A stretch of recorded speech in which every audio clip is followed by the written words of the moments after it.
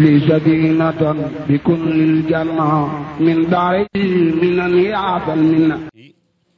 ñoo ngi leen di ziar bu baax di leen dalal jàmm fii ci mairie bu Mbacké comme nag niñ ko baaxoo def ci ndajem murit li ñuy njëkk a def mooy sàkku ñaan bu ñu sàkkoo ñaan ba pare après ñu xool ni ñuy toftalee li nga xam ne mooy liggéey bi kon sëñ Khadim Mbacké sëñ Mbacké Dieng nee na nga ñaan ndaje bi ñu tàmbale ko ci bisimilahi rahmaan.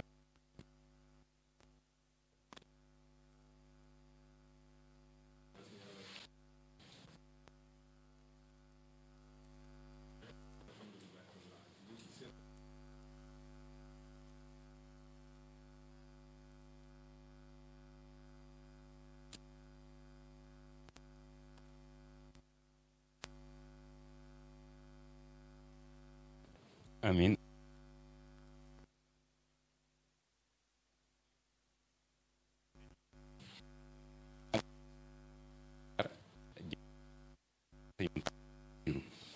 di sàkku ci mbooloo mi tamit ku nekk ñaanal ko fi mu yàgg lool te ànd ko wér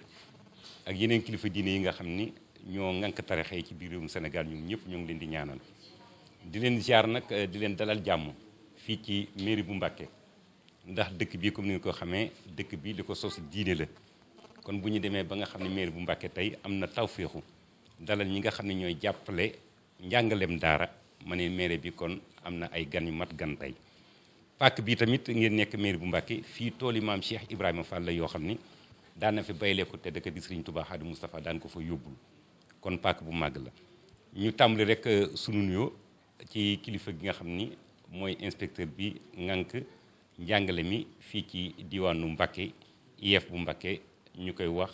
Ndiaga Ba. salaamaaleykum mbooloo mi maa ngi leen di nuyu yéen ñëpp seen tur ak seen sant di jiital ci nuyoo bi ni ñu koy waxee xalif général des Mourides sëñ Mountakha Mbacké di ñaan yàlla yàggal ko fi lool mu ànd ak wér ba lépp yàlla mën ko sottil ci wàllu liggéeyam di lawal aussi nuyoo bi ci ñëpp ñi nga xam ne ñoo ngi teew fii muy représentant maire bi monsieur ak inspecteur ak président amical monsieur Khadim Mbacké ak yéen ñëpp ñi nga xam ne aussi yéen a ngi jógee ci gox yu sori ñëw loolu ma am ci mbégte loolu muy firndeel ni pas-pas bu ngeen am ngir mën a doxal liggéey boo xam ne moom la leen sant loolu am naa ci mbégte bu baax a baax parce que président mi wax léegi ni am nañu jógee ba Goudiri am nañu jógee ba Kaffrine donc dëkk yooyu sori na lool waaye fexe ngeen ñëw pour fekkee ndaje bi donc loolu dama koy rafetlu bu baax a baax a baax di wax ni ndaje bi tey bëggoon naa yendoog yéen parce que da ngeen nekk ñoo xam ni liggéey bu am solo la ñuy def ci wàllu système bi surtout ba ñu ne dañuy mettre en place daara paquet bi nga xam ne daara paquet bi dañoo bëgg mu nekk ay daara yu ràññeeku nga xam ni ñëpp daañ ci mën a sukkandiku ba nga xam ni maanaam lu ñuy gis ci daara mën a dal xel ba mën a yombal jàng bu ñu fay def xale yi mën a jàng ci jàmm environnement bu ñuy jàng aussi nekk environnement bu baax gis naa ni loolu yéen a ngi ci taxaw bu baax a baax a baax di ko def déjà léegi ma gis ne la ñu affiché ko lu am solo la biñ ne ndongo bu nekk bëgg nañu mu am kayitu judd pour que suba mu bañ a nekku mag mu tumuraanke loolu message bu am solo la fexe ba xale yëpp du rek ñu nekk ci école tubaab bi mais même ñu nekk ci daara yi ñu fexe ba ñu am seen kayitu judd te loolu gis naa ni yéen ñëpp yéen a ngi ciy taxaw pour mu nekk loo xam dañ koy jëmmal mu nekk réalité donc loolu ma leen ciy félicité bu baax a baax gis ni aussi yéen a ngi def ay jéegu pour que daara yi nekk ay royukaay ci wàllu nekkin fexe ba nga xam ni parce que wax nañ ko mooy cadre santé avec CMI beeg yooyu yéen a ngi ciy yëngu pour fexe ba nga xam ne xale yi daan leen mën a faj bu mucc ayib ñu mën a jàng parce que jàng suñ koy wax day fekk nga wér ni ñuy waxee un esprit sain dans un corps sain donc balaa ngaa wax jàng day fekk wér nga donc loolu yéen umpu leen moo tax ngeen taxaw pour que loolu aussi ñu mën ko jëmmal ci daara yi loolu ma koy rafetal bu baax ma koy rafetlu fexe ba nga xam ne aussi daara yi lu ñu tuddee environnement ñu améliorer ko mu nekk béréb boo xam ne dana set nit ñi mën faa jàng-jàng mucc am du ñu am benn jafe-jafe loolu aussi yéen a ngi ciy yëngu bu baax a baax loolu aussi ma koy rafetlu pour dire que actuellement moniteurs yi muy yéen lu tax ñu jëloon leen amuñu ci benn réccu parce que yéen a ngi koy wéyalee nu mu waree yéen a ngi koy wéyalee nu mu waree suñu xoolee initiative yi nga xam ne yéen a ngi koy jël donc loolu ba leen ci félicité bu baax a baax di leen ci encouragé di wax yéen ay ambassadeur ngeen parce que ci seen liggéey mooy tax tey ñu jóge peut-être téeméeri daara parce que bu nekk téeméer la mais seen liggéey su rafetee certainement daañu jóge téeméer dem ba am ay junni daara yoo xam ni dañuy mujj roy ci yéen donc loolu defe naa yéen a ngi ci jëm ci loolu yéen a ngi jëm ci jéegu boobu parce que fu mu nekk ñu bëree nga gis ni daara yi ni ñu ko bëggee woon ñoo ngi koy gis maanaam daara yi nga xam ne daara paquet la lu ñu ci bëggoon ñoo ngi koy gis muy ay résultats donc yaakaar naa ne dana tax ba képp nga xam ni am nga daara da nga ñëw xool nan lay doxee nga mën ci inspiré wu pour def daara moderne parce que wane nañ tamit ni daara moderne du daara yoo xam day travestir mbiru daara maanaam du loo xam day yàq parce que nit ñi balaa dara jullit lañu donc lépp li nga xam ni day gàllankoor mbiru diine l'islam nit ñu nekkuñu ci pour dégg bu ñu waxee daara yoo xam ne daara paquet la lu ñu war a jàpp mooy lépp lu ñu ciy def pour que daara yooyu nekk daara mu ci ay xale yi mën a jàng gën a dëgërlu ci seen wàllu diine mais aussi ubbeeku ci àdduna dëgërlu bu baax seen wàllu diine mais ubbeeku ci àdduna mën a vivre dans la dignité donc loolu lu am solo la donc loolu mooy seen mission te def naa comprendre ngeen ko bu baax parce que yéen a ngi koy wéyal bu baax ci wéyal boobu ma félicité ci le président Khadim Mbacké parce que gis naa pas-pasam ak taxawaayam lu ci bëri mi ngi ñëw IEF di ma rendre compte ci lu ngeen di def ak initiative yi ngeen di jëli donc yooyu vraiment bëggoon naa ko wax bu baax a baax di ko rafetlu di wax ni yéen a ngi ci yoon bu baax bi yan na yàlla yombal maintenant lu des li ba lépp lu ngeen ciy séentu yàlla yombal ko ba nga xam ni daara yooyu daañu gën a dem ci kanam bu ko defee yeneen daara yi mën a jël royukaay ci loolu ñu mën a am daara paquet bi law fi yëpp parce que ci am na benn projet bu war a ñëw mooy lu ñu tuddee projet additionnel maanaam paquet bi jeex na mais dañ koy yokkaat parce que am na ay financement additionnel dañ ciy yokkaat 3 ans donc dañ koy poussaat ba 2021 incha allah mais bu ñu koy pousse ba 2021 daara yi day jógee ci téeméer dem ci juróomi téeméer daara paquet bi donc dañ koy yokkaat moom it gën a lawal aussi daara yi ci yeneen régions yi parce que am na régions yi amuñ ko bi yoon dañoo bëgg région yëpp am daara yooyu daara paquet bi donc pour dire que seen liggéey tey war na gën a dëgëraat encore parce que bu ñu jógee ci téeméer jëm ci juróomi téeméer cela signifie que am nañu mbégte ci liggéey bu am bi te certainement bu ñu defee juróomi téeméer lu ñu bëgg mooy après ñu dem ci ay junni donc loolu defe naa war na mën a nekk mais yéen lañ ko sas donc moo tax ma ne yéen ay ambassadeurs yi donc ñoo ngi am ci yéen yaakaar parce que lu ñu gis dal na suñu xel li des mooy ñaanal leen yàlla mbébét bu des beeg yëpp yàlla mën ko mottali ba lépp lu ngeen bëgg ci daara yi ak li ngeen bëgg seen carrière yàlla mën ko yombal ngeen muurloo ko yéen ñëpp donc man ci mooyee laa bëggoon yam mais balaa maa tëj il faut que ma féliciter xale yi nga xam ni ñoom la ñuy bëgg a jox seen cadeau yi muy xale yi nga xam ne ñoo nekkoon ci daara yi def ay résultats yu am solo donc ñoo ngi leen di féliciter di leen jaajëfal bu baax ci liggéey bu rafet bu ngeen def fësal ko day am solo parce que day wane ne ci daara yi nu ñu yaakaar gis nga prix yi yëpp peut-être am na ñeneen ñoo xam ne sax mënoon nañu am prix mais dañoo tànn rek ñoo xam ne ñoom la ñu yaakaar ñoom gën a xarañ mais bu ñu doon xool ci wàllu niveau daanaka ñoom ñëpp am nañu niveau yi mais yéen da ngeen cee gën a ràññee ko donc loolu ñeen ci féliciter di wax ñoo xam ne peut-être amuñu cadeau nañ jéem a góorgóorlu ñoomee pour beneen yoon ñu mën leen a récompenser donc vraiment kontaan naa bu baax président moom dama koy wax mention spéciale parce que gis naa taxawaay bi ak engagement bi ak dynamisme bi donc bu amicale bi toll fii moom joué na ci rôle bu am solo donc di ñaan moom it yàlla gën ko taxaw yen bi yàlla gën ko oyofal ba lépp li nga xam mi ngi koy mbébét aussi ci amicale bi ngeen mën koo atteindre seen assemblée générale bi aussi ngeen tenir lu ngeen ci bëgg yàlla mën leen ko yombalal incha allah vraiment am naa mbégte mais taxat-xat yi moo tax mais sama demee ba yàlla def ma amaat tuuti kii mën naa aussi ma ñëwaat mais maa ngi leen di bàyyeel aussi inspecteur bi nga xam ne moom it moo amee wàllu paquet bi muy inspecteur Dieng donc mi ngi mel ne rek maa ngi fi mi ngi mel ne maa ngi fi. Ndiaga Ba jiite IEF bu Mbacké moo koy jox li nga xam ne mooy neexal mu ngi feegoo ko inspecteur bu Mbacké Dieng kon Fata Sarr yal na doon sa njiglaay ñu lay sargal bu baax ci neexal boobu di ñaan mu doon sa neexal bu jiitu li ci des tamit yal na ko yàlla barkeel yàlla na doon suñu diglaay yàlla sàmm na bu baax la fa la jël di ci def tamit yàlla na ko yàlla barke inspecteur Ndiaga Ba moo koy jox loolu nga inspecteur moo koy jox neexalam gàcce nga la ma ñu ngi lay sant bu baax di la ñaanal yàlla barke tamit di des di la ñaanal examen yi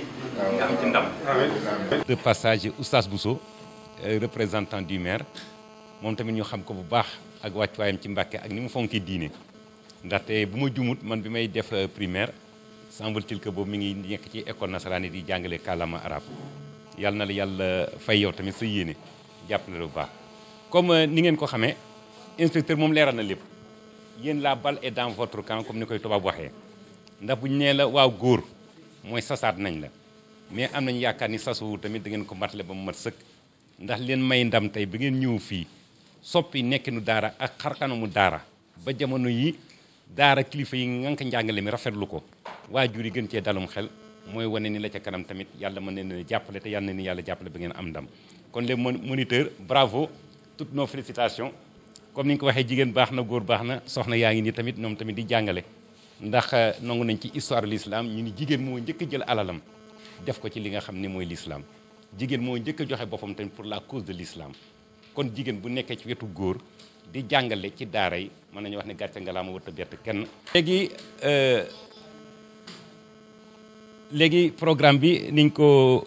doxale woon mooy accueil et mot de bienvenue du président de l'amicale sëñ Xaadim Mbàkke dafa war a yëkkati kàddu dalal gan ñi sant bu baax ñi nga xam ne ñoom la ànd liggéey ba yëg si fii dalal tamit sëriñ daara yi ak ñi nga xam ne ñooy ndongo yi buñ ci jógee le représentant du maire Oustaz Bousso dana yëkkati kàddu comme ñoo jiite ñoom commune bi am kàddu yoo xam ne da leen ko beral le représentant du sous-préfet de Ndam on l'attend d'un moment à un autre mën naa am mu ñëw bu ñëwee tamit danañ ko jox kàddu mot de l'inspecteur des daara IAF am na koo xam ne moo ngànk wàllu njàngaleem daara mi xam naa monsieur Dieng boo muy tul moom lañ koy jox am na tamit inspecteur Mbacké moo wax léegi ba génn IAF dem na léegi monsieur Ndiaga Ba am na tamit le président du tribunal départemental de Mbacké ndax ku wax njàng wax état civil wax tamit ñi nga xam ne ñooy yore wàllu jugement yi ak délivrance yooyu kon moom tamit bu fi ñëwee danañ ko jox kàddu chargé de la communication des affaires religieuses commune Mbacké ki yore wàllu diine bi commission diine bi ci mairie bi kooku tamit bu fi teewee dañ ko jox kàddu waaw Oustaz Bousso ba tey très bien mot du représentant des borom daara ñi nga xam ni ñooy sëriñ daara yi nga xam ni projet bi ma ngi fay yëngatu danañ tànn kenn koo xam ne dina yëkkati kàddu joxe tamit li nga xam ne mooy gis-gisam ak projet bi am na tamit ki nga xam ne moo teewal xalif général des mourides ñoo ngi koy séntu de moment à un autre bu ñëwee tamit dana yëkkati kàddu mu mel ni kon sëñ Xaadim yow la ñuy jox kàddu aouzu billahi min asheytaani rajim bismillahi rahmaani rahim alhamdulilahi rabbil alamin wasalaatu wasalaamu ala ashrafi al anbiyaai wal mursalin sayidina wa maulana muhammadin il makin wa ala alihi wa sahabatihi ajmain assalaamu aleykum wa rahmatullahi taala wa barakatuhu samay mbokk moniteur ci yéen lay jëkke ndax fi ngeen bàyyi ko sori na lool maa ngi leen di nuyu bu baax a baax di tàmbale ci nuyoo bi al xalifatul am al cheikh Mouhamadul Muntaqa di fi nga xam ne moo fi nekkal cheikhul xadim di ko ñaanal sunu borom guddal aw fanam yokk ko ak wér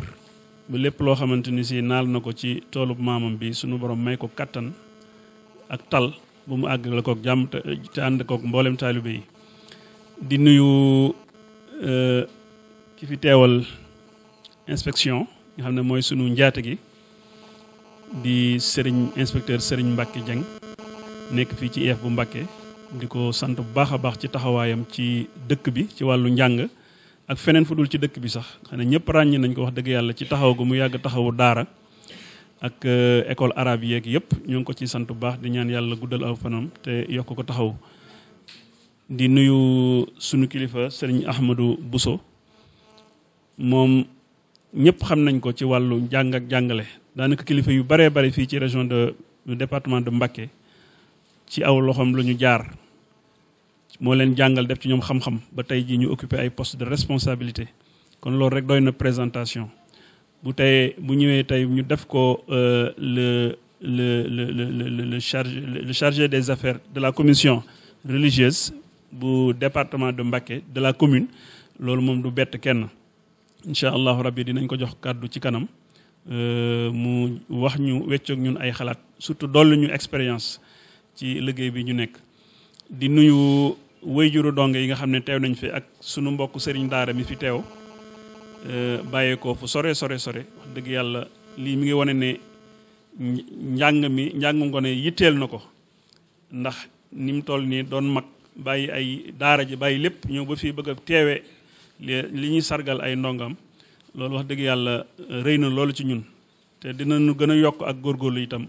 ci liggéey yu mel ni incha allahu rabbi ñu di ko saxal kon ñoo ngi koy nuyu bu baax a baax di nuyu membre bureau bi fi nekk tàmbalee ko ci la secrétaire générale Anta Kane la trésorière Nogay kooku moom sant ko sax du fi xaj di nuyu Gina Sissoko qui est l'adjointe à la trésorière di nuyu Mame Sophie Bénard moom aussi mi nga xam ne jàpp na leen ci liggéey bu baax di nuyu Massamba mi nga xamante ni si moom jàpp na bu baax ci liggéey bi sunu vice président Ibrahima Niang ak vice président Idrissa Diakité mi nga xam ne yàlla dafa dogal mu génn réew mi waaye nëga ni daaw mi ngi fi woon incha allahu rabbi ñoo ngi koy nuyu bu baax di ko ñaanal yàlla fa mu nekk sunu borom defal ko fa tawfiq di nuyu sunu doyen monsieur Ndiaye qui a fait presque 60 ans dans l'enseignement mi ngi nii toog sunu wet moom aussi nekk ci liggéey bi ñu ànd kook moom di nuyu ñi fi teew ñëpp wax dëgg yàlla seenu sant yaakaar naa waxtu bi sax du ko matale waaye incha allahu rabbi bu ñu demee ba ci biir dinañ ko gën a delloosi di delloosi tuuti ci historique amical bi ñun dañuy ay moniteur daara ñu ngi bàyyeekoo ci benn projet bi ñuy wax le PACEP c'est le projet pour l'amélioration de la qualité de l'équité dans l'enseignement de base donc le 26 novembre 2015 ci le ministre de l'éducation nationale Serigne Mbaye Thiam ngeen jéggal ma à Fatick ci la signé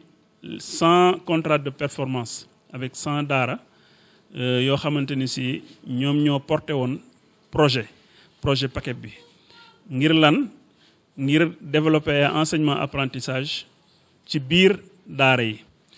ñu tànnoon téeméeri daara au Sénégal dans 20 départements zones d'intervention du projet ngir yokk qualité bi et surtout équité il y a le mot équité qui est très très important parce que daara dafa yàgg am lu victime li ñuy wax injustice toujours dañu ko daan gannaawal ci yu bari waaye yàlla dogal na nag gouvernement yi passé ñu ngi bëgg a dabaatal ñu ngi bëgg a rattraper un peu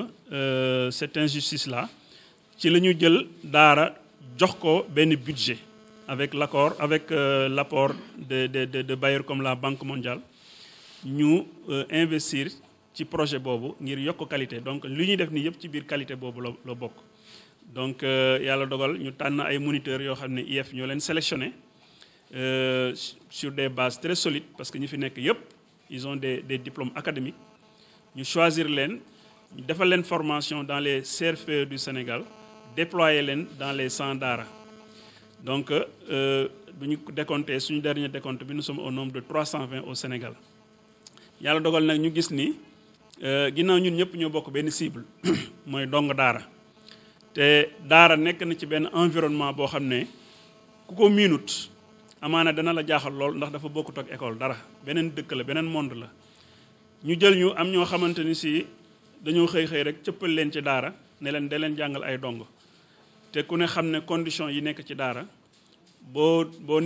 dundut daara wala nga nekk fa amaana lu lay gaaw a découragé loo day yomb yàlla dogal nag ñu ne léegi nañ taxawal benn kuréel boo xam ne xëy na ñun dañuy weccante suñu biir ay expérience ba ku naroon a xaddi sax xëy na sa morom dina la delloosi ne la amankat ba ma nekkee ci daara sàngam nangam ak nangam ba ma ko defee lii ma ci génne loolu yëpp ñu waxtaane ko ba yàlla dogal mbooloo mi di yokku nit ñi di ci adhéré wu ñu dem ba ci biir it ñu ne léegi nan gën a yaatalaat mbir mi ginnaaw ñun ay doomi daara lañ ay doomi jullit lañ yaakaar naa waruñoo yem rek ci liggéey fayee ko weeru dee ñibbi suñu kër ñu ko ñeneen ñi di defee ginnaaw ñun ñu ngi ci daara ji ñu ci bëri am na ci ñoo xam ne sax ci daara la ñuy fanaan ndax am na ñu nekk Médina Yoro Foulah am na ñu nekk Goudiri am na ñu nekk dans les zones les plus reculées du Sénégal léeg-léeg nga gis moniteur boo xam ne il fait des trentaines de kilomètres pour ñibbi këram am na ñoo xam ne ci daara ji la ñuy fanaan di jàngale kon ku mel noonu mi ngi dund ci daara ji loo xamante ni si amul kenn koo xamante ni mën na ko cee jàngal yaakaar naa 3 at ku ko def ci projet nekk ci daara da nga ci xam lu bari te bëri naa ay association bëri naa ay ONG yoo xam ne du ñuy dimbali daara waaye dañuy mel ni docteur boo xamante ni si malade bi day taxaw ne ko sama biir day métti mu jox ko garabu bopp bi métti wala garabu tànk yu métti ngir lan danoo xamul dëgg-dëgg réalité daara danoo xamul dëgg-dëgg lan la dong bi di subir lan la environnement am mel yàlla dogal nag ñun chance bu ñu am mooy dañoo nekk ci environnement boo xam ne dañ koo maîtriser ndax ku ne ci daara diir bu gàtt la dongo bay jànkonteel la borom daara bay jànkonteel yaakaar naa te yàlla may na la xel moo xamante ni si xelu intellectuel nga war ngaa mën a seet wan yoon ngay mën a jàppalee daara ji donc ñu ne léegi nañ xool fi nga xamante ni si loxol ustaas ba wala loxol borom daara bi jotewu fa ñun ñu fexe ko faa jotale donc loolu en fait moo indi lii nañ jël sunu loxo dugal ko ci daara ja bañ a yem ci jàng ak jàngale ndax gis nañ li tubaab naan un esprit sain dans un corps sain ndongo daara bi mënta jàng njàng mu aw yoon te environnement proche am nekkul lu ñoŋ lu baax loo xamante ne si dina ci mën a épanouir wu donc ñu ne léegi ginnaaw ñu nga fay def nañu wut ay partenaires ndax partenaires yaa ngi fi bëgg a jàppale daara te ñun beneen avantage bu ñu am mooy nous sommes déployés dans presque partout dans tous les départements du Sénégal on a un délégué là-bas on a des moniteurs là-bas deuxièmement li ñuy wax statistique nga xam ne tey nit ki bu jógee di dimbali daara muy ONG muy gouvernement ku mu mënti doon da koy soxla ñun yàlla dogal nag waaye IEF sax ñoo ñuy imposer loolu dans chaque classe on est obligé d'avoir le pyramide des âges de l'enfant l'effectif des élèves et le genre li nga xam ne c'est un nouveau concept ñaata jigéen la ñaata góor yooyu yëpp moniteur boo fëgg tey mu wax la ko te loolu foofu la ndimbal di jaar pour dugg ci daara malheureusement daara yu bëri statistiques yooyu doo ko mën a am waaye alhamdulilah paquet bi moom ñun luñ ñu gën a dimbalee mooy dañoo assoiral benn organisation boo xam ne ñun ci la ñuy laltaayal suñu liggéey loolu avantage la bu ñu am boo xamante ni si tey ji ku jógoon doon liggéeyal daara dana yomb yàlla dogal ñu taxawal nag ay objectifs waaye ñu ne loolu yëpp mënuñu koo def lu dul dans un cadre légal mooy lan mooy ñu fexe wut këyit ndax nit ki buy dimbale daara surtout daara nga xam ne dafa weexu dunk looy dugg lu nekk na nekk lu wóor ñu wut nag un récépissé au ministère de l'éducation nationale mu jox ñu ko ñu teg ay objectifs bien clairs parmi ces objectifs mooy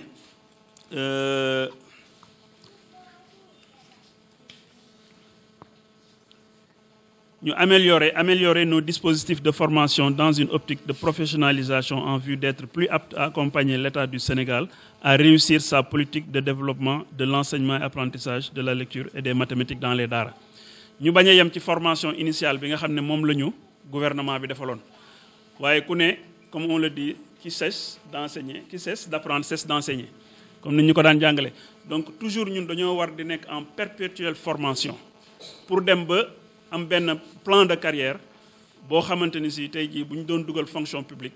wala tey jii bu ñu doon jëfandikoo bëgg a jëfandikoo suñu xel suñu xam-xam dana nekk lu yomb kon suñu premier objectif mooy ñu wut benn espace boo xam ne ñun duñuy yokk ci la ñuy yokkoo donc deuxième objectif bi mooy ñu wutal xale yi kayitu juddu ndax ginnaaw ce sont des enfants qui sont amenés à intégrer dans le système formel ndax projet bi incha allahu rabbi bu ñu ko jàngatee ba ci cappaandaw ga mooy xale bi ci boppam mën na dem ba dugg ci école tubaab yi di jàng wala dugg ci école arabe yi di jàng waaye loolu mënu ko am lu mooy daa am kayitu juddu te gis nañ ni kayitu juddu nekk na un casse-tête même dans le système dit classique da nga gis xale yu bëri yoo xam ne duñu leen di débouter du système faute de ne pas avoir de pièce d'état civil ñun nag ñu ne loolu nañ ci bay suñu waar balaa projet bi di jeex ndax bu ñu nee projet rek am na début am na fin nañ fexe ne lii moniteurs yi kat ñoo ko liggéeyal daara ndax lu ñuy seetlu ñun Sénégal mooy projet yu bëri day jeex lu ñu naan en queue de poisson donc dañuy defal projet ba mu jeex mais finalement duñu gis benn retombée ci projet bi ñun nag ñu ne ñun nañ jël les devants bu ñu soxla dara bu ñu revendiquer bu ñu def dara mais nañ nekk une force de proposition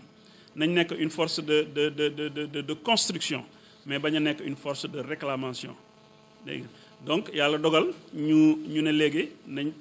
fexe bay suñu waat ci wàllu kayitu juddu yi nga xam ne balaa projet bi jeex juróom benn junniy dong ci projet paquet bi nañ leen wutal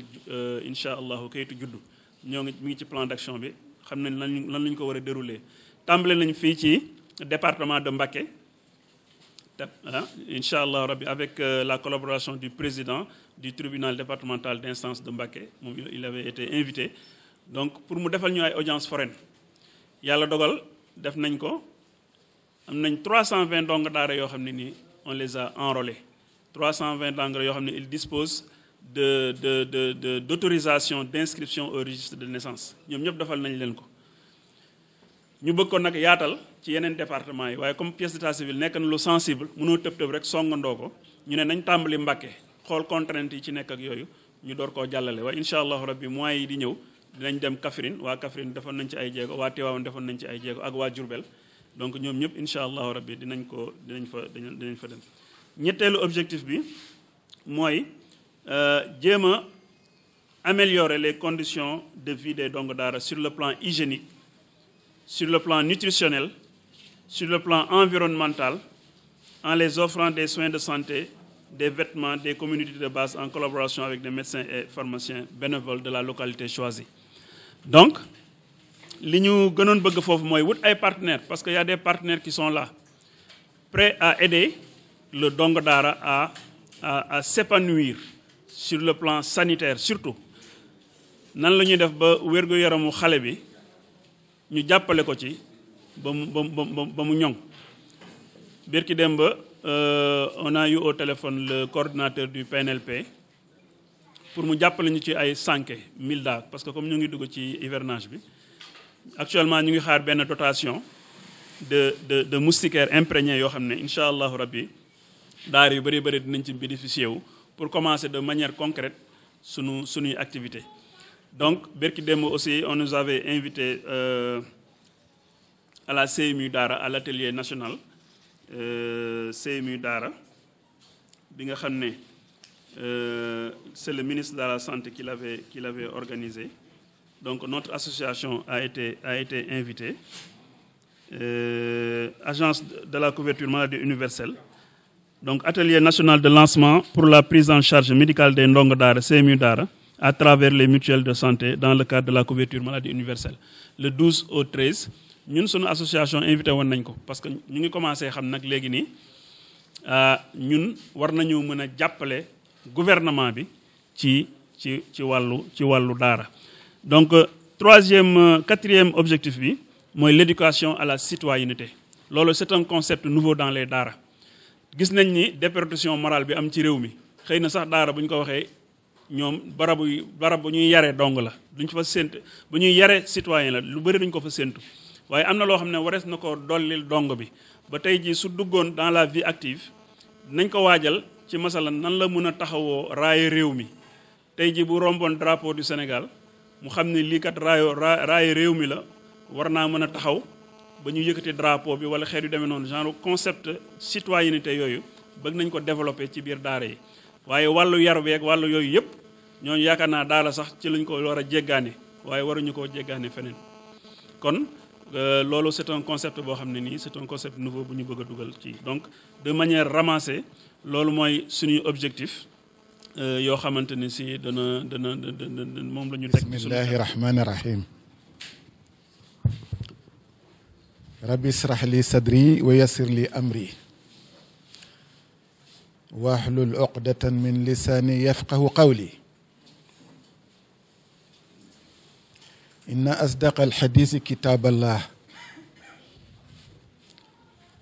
wa khayru alhadi hidayatu muhammad sallallahu alayhi wa sallam wa sarru al-umuri muhdasatuh wa kullu muhdasa bid'a wa kullu bid'atin dalala wa kullu dalalatin fi nnar ikhwati fillah assalaamu aleykum wa rahmatullahi taala wa barakaatu.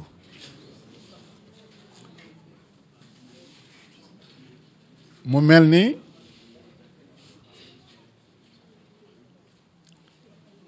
gannaaw buñ leen tatagalee ci turu maire ak conseil bi nga xam ne ñoom la àndal ci commune Mbacké bi yàlla dogal ma bokk ca conseil booba ñu tànn commission ba nga xam ne xëj na fa laa gën a mane muy commission religieuse ñu jox ma jiital ma ci kon ñoo ngi leen di tatagal président ci turu maire di leen nuyu di leen ñaanal yàlla di leen xamal ne kii ngeen ñëw ci këram itam kat kenn la ci yéen kenn la ci ñi nga xam ne ñiy suuxat daara la ak ñiy defar daara man mi mu ko jox itam daf maa fekk ci daara ma di ci bay continuer di ci bay ba léegi maa ngi ciy bay kon yal na yàlla eggale seen yéy na mu mel ni nag li olof di wax mu jëpp sa mu réer asi gor su ne war na ko wattandiku ndax danaa indiwaat tuuti daara ba mu sosoo ci Sénégal ak colonialisme bi nan la ci taxawee woon ak ñi nga xam ne ñoo taxawoon ngir xettali daara jafe woon na lool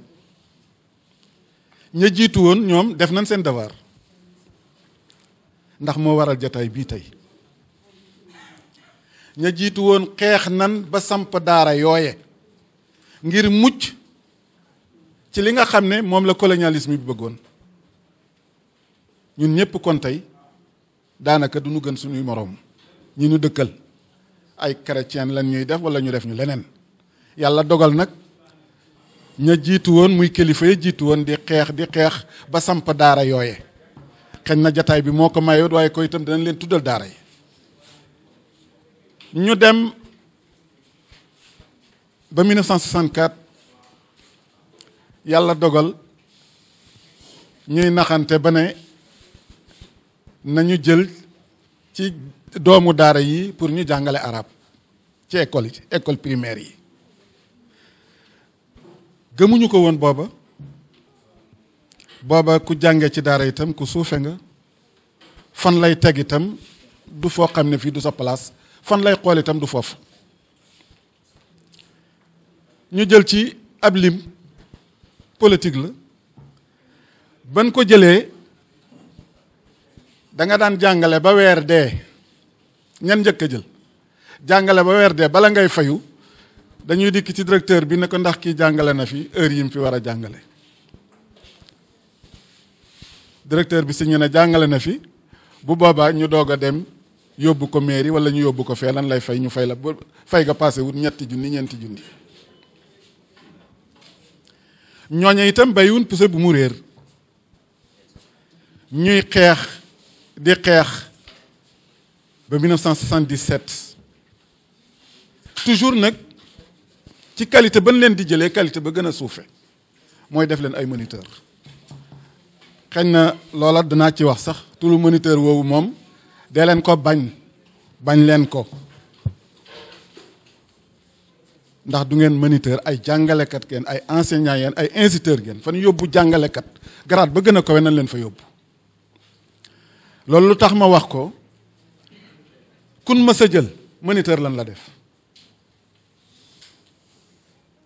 leen ay moniteur lan leen di fay bala ngay passer examen comme CAP wala CAP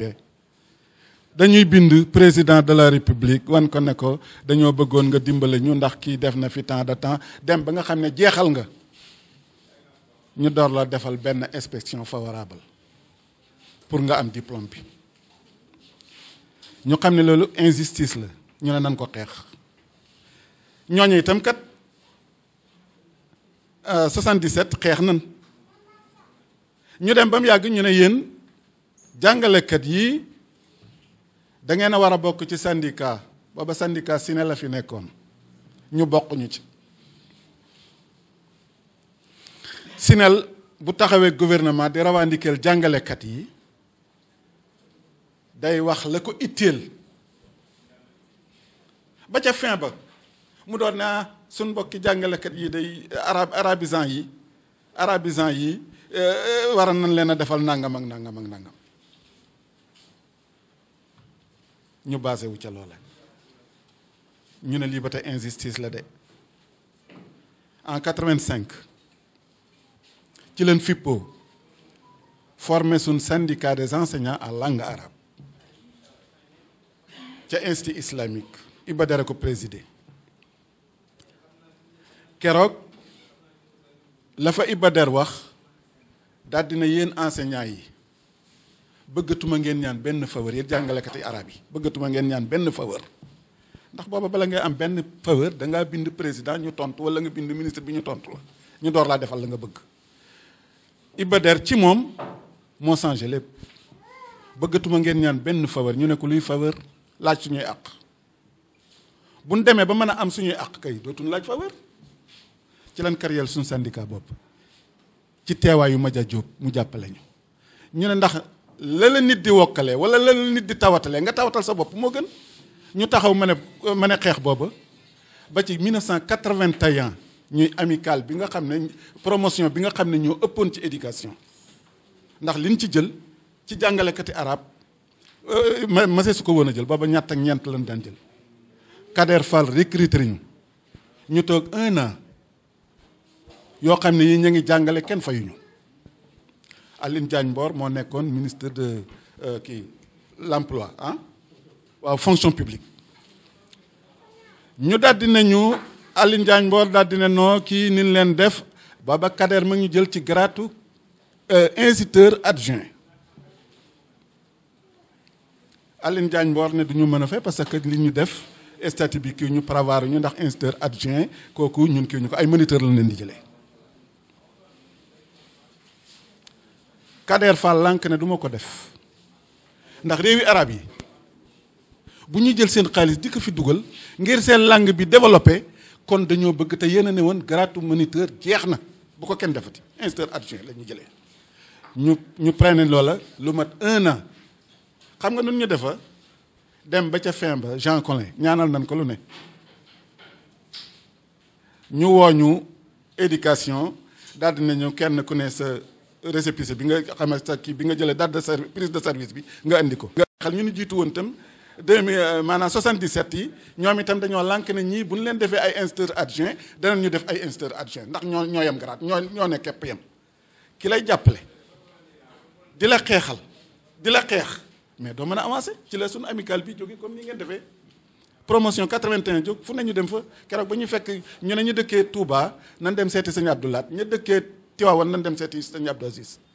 di leen ko xeexee ba yàlla dogal ñu def ñu loolu rétrogradé ñu xanaa di wax rek xam-xam dafay loo xam ne lii lu am solo la ndax la waykat ba wax rek axul ilmi xayyun xaalidun baada mawtihi wa awsaaluhu taxta turaabi ramimu al ilmu yarfau baytan laa imaada lahu wal jahli tahdimu baytal izzi wa sarafi iza kunta lam taqra walam takku fahima fa mawtuka xayrun min xayaatika daaima ñu ne lu tax mu ne nahaaruka baatilun loolu imaam Ali ko wax nahaaruka baatilun wa layluka naaimun wa aychuka fi dunya ka aychil bahaimi xam-xam itam composé juróom-benn doo ko mën a am lu dul juróom-benn yi ñoo daje axi lan tanaala al ilma illa bi sittatin sa unbika an majmuiha bi bayaani zakaun wa xirsun wa stibaarun wa bulxatun wa irsaadu ustaasin wa tuula zamani ñoo ngi leen di jégalu jërë ngeen jëf di leen tas jee bu baax jërë ngeen jëf li sadinatan bi kun lil janna min daari minan yaatan minna